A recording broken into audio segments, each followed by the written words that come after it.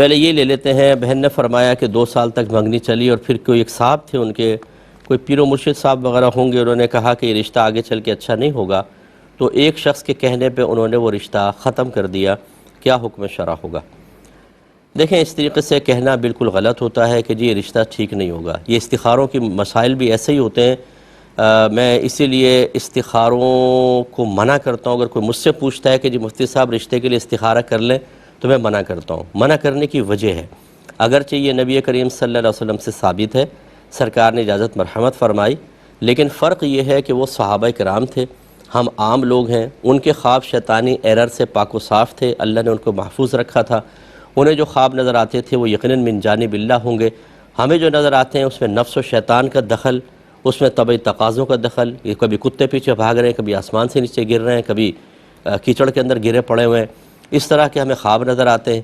تو اس لیے یہ ضروری نہیں ہے کہ ہمیں جو خواب میں اشارہ نظر آ رہا ہے وہ ضرور اللہ تبارک و تعالیٰ کی طرف سے ہو۔ پہلی بات تو یہ۔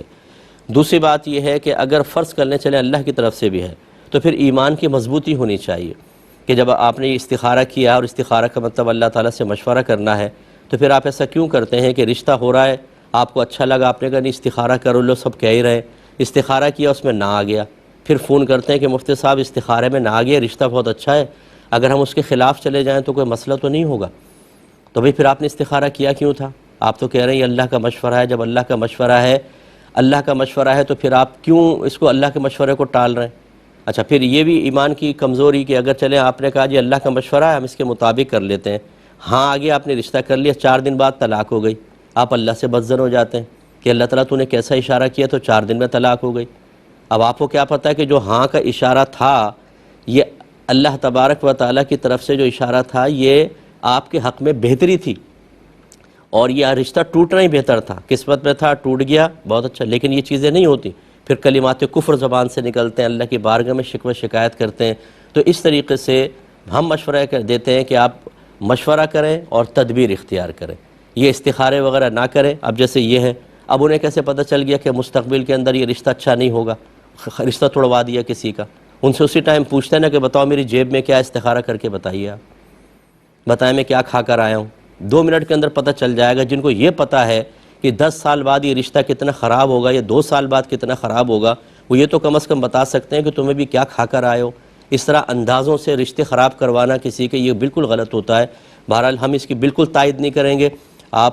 ہمارا مشورہ یہ ہے کہ مشورہ اور تدبیر کریں، استخاروں کی طرف نہ آئیں۔ ہر ایک اپنی اپنی بولی بولے گا، آپ 4 استخارے کروائیں، ایک ہی کام کے 4 آدمیوں سے کروائیں، ایک کچھ کہے گا، کچھ کہے گا، کچھ کہے گا، کچھ کہے گا۔ اور جو کر رہے ہوتے ہیں استخارے، یہ کبھی اپنی 2 کروڑ کی انویسٹمنٹ کے لیے کبھی استخارہ کر کے انویسٹمنٹ نہیں کریں گے۔ اپنی بیٹی اور بہن کا نکاح کرنا ہو کبھی استخارے کے اوپر نہیں کریں گے، ہمیشہ مشورہ تدبیر کریں گے۔ یہ بات میری بری تو بہت لگے گی سب کو، کیونکہ یہ دوسروں کے بچوں کی زندگیاں خراب کر رہے ہیں، دوسروں کے رشتے توڑوا رہے ہیں، دوسروں کے بارے میں بدگمانیاں پیدا کر رہے ہیں، اپنے لیے وہی تدبیر اور مشاورت چل رہی ہے۔ اس لیے ہم تو وہ بات کہیں گے جو اپنے لیے پسند کرتے ہیں وہ آپ کے لیے کریں گے۔ ہمارا یہ آج مسلمان کا ظرف اتنا مضبوط نہیں رہا، نہ اعتقاد اتنا مضبوط ہے کہ وہ استخارے پہ کیے گئے فیصلے پہ پھر اللہ کی رضا پر راضی بھی رہے اور صحیح بھی آ جائے۔ اس لیے ہمارا مشورہ مانے تو ایسے ہی کریں جیسے ہم نے آپ کو عرض کیا، اور جس نے یہ کیا ہے اس نے بالکل غلط کیا، خواہ مخواہ رشتہ توڑوا دیا اور وہ گناہگار ہوگا۔ ایک